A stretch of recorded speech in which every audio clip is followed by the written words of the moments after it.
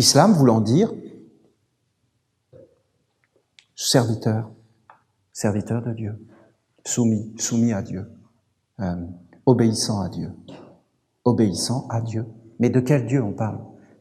Mais de Krishna, de Bouddha, de tout.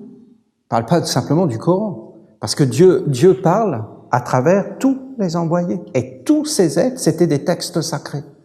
Les Puranas sont des textes divins. Et ce qui n'est pas divin à l'intérieur est humain. Alors, on doit avoir le discernement. Ce qui est humain, ce qui est divin. Mais à la base, c'est des textes. Après que ces textes aient été déformés où? Mais dans l'œil des hommes. Les évangiles esséniens ne sont pas écrits par un homme. Si jamais vous avez cette pensée-là, vous allez tout conduire vers le néant. Parce que si c'est un homme qui a écrit ces évangiles n'ont pas de valeur. Parce que ce que fait l'homme n'a pas de valeur. Voilà comment je pense. Mais ce que fait le monde divin demeure éternellement. C'est important, hein? Parce que vous n'allez pas du tout vous approcher de la même façon. Et tout dépend de l'approche. C'est de la finesse. Ça, ce que je vais vous lire, c'est la mère qui parle. La mère parle à son fils parce que, quelque part, c'est difficile à expliquer ces choses, mais je suis la mère. Parce que la tradition même, alors je suis vraiment, ça c'est vraiment quelque chose que je suis, la mère. Je suis réellement une mère. Je suis plus une mère qu'un maître, ou que tout ce que vous pouvez imaginer. Alors là, la mère, c'est réellement, je suis très proche de ça. D'ailleurs, si vous regarderez bien mon enseignement, vous allez comprendre que c'est un enseignement maternel, de protection, de base, de nutrition, d'habiller, de nettoyer, de conduire, et qu'il y a derrière cet enseignement un vrai amour maternel, réellement un amour maternel. Et la tradition même de tous les maîtres, la mère n'apparaît qu'à travers ces êtres-là. Elle est réellement apparue à travers le maître Peter Donov, à travers le maître Umram Mikhaïla Ivanov. Enlevez les bonhommes, les Pères Noël, avec tous leurs cadeaux, et regardez ce qu'il y a derrière qui vous parle de l'universel. Essayez de voir derrière les êtres qui vous parlent, et vous verrez que c'est l'enseignement de la mère qui était derrière tous ces êtres-là. Et qu'il y a un être qui nous parle derrière. Mais je ne sais pas si vous êtes mère ou si vous êtes père. Moi, tout à l'heure, j'étais avec ma petite fille. Je voulais lui donner une vitamine C à avaler. Elle me dit, j'arrive pas à l'avaler. Je lui dis, mais c'est parce que t'as peur. Parce qu'il n'y a aucun problème. Mais t'as peur. C'est ta peur qui t'empêche de l'avaler. Essaie de pas avoir peur. Elle comprend pas. Je lui dis, mais regarde, tu avales des boulettes de pain grosses comme ça.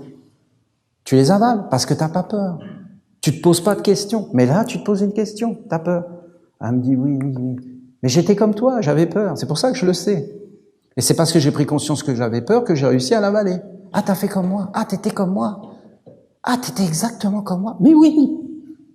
Moi aussi, j'avais peur d'avaler les trucs. Je les broyais, je les mettais dans la confiture. Oh.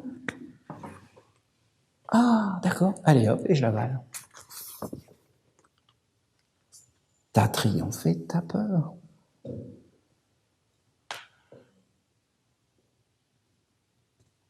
On est ensemble. On prend soin.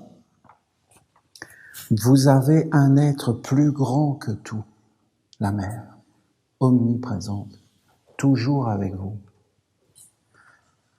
Dans les périodes vraiment difficiles de ma vie, je peux vous dire une chose. C'est pas d'aller vers le soleil, comme nous a dit le maître Peter Donov ou le maître Umram Mikhaïla Ivanov. C'est pas mal de faire ça. C'est pas le sommet, je peux vous le dire.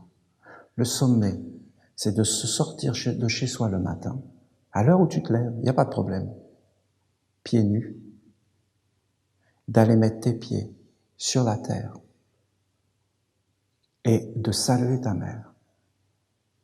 Je peux vous dire que moi, j'ai réglé des problèmes dans ma vie, mais colossales, des maladies, des problèmes intérieurs que j'avais avec cette méthode. Des fois, il faisait tellement froid que j'avais une douleur vive dans mes pieds. Mais alors vive, ça me mordait. Je restais là sans bouger. Je saluais ma mère, je supportais la douleur. Et en réalité, ça me dégageait de plein de choses dans ma vie. Tout est dans les pieds. Tout est dans les pieds. Tout est dans les pieds. Après, je saluais le soleil, qu'il soit là ou pas là. Je saluais le soleil et je faisais un cercle sur moi-même pour saluer tous les êtres de la création dans le soleil et bénir toutes les créatures du monde, toutes celles que j'allais rencontrer dans ma journée, que ce soit des amis ou des ennemis, que j'ai la vision juste, que je sois juste, que je ne me fasse pas attraper, que je ne sois pas en déséquilibre. Eh bien, je peux vous garantir que j'ai enlevé plein de problèmes dans ma vie grâce à ces méthodes.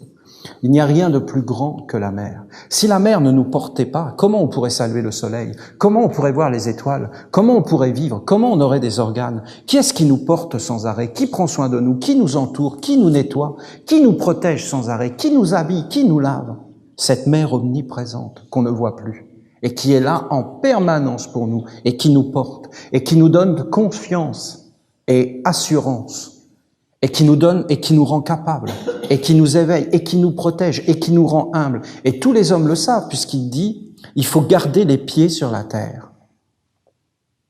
Garde les pieds sur la terre. C'est un gage de santé mentale, de regarder le monde tel qu'il est et de se rationaliser et de ne pas décoller, mais de bien être posé. Et je peux vous garantir que c'est une vérité. Et que quand tu es posé, tu peux aller vers les hauteurs et que rien n'est perdu et rien n'est volé. Et si tu restes avec la mer, tout devient grand. Et quand tu t'approches de la mer, de son amour, de la vie que la terre est vivante, tu vois un animal, tu le regardes dans les yeux, elle se met à te parler, mais tu comprends des mondes et des mondes.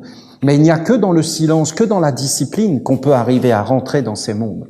Et après, il faut toujours être concret dans la vie, parce que la mer est très concrète. Alors c'est un entraînement. Et au bout d'un moment, eh bien voilà. La mer va nous parler à nous, les Esséniens. Vous pensez bien que ce serait d'autres, elle donnerait un autre langage. On ne va pas parler aux êtres de la même façon.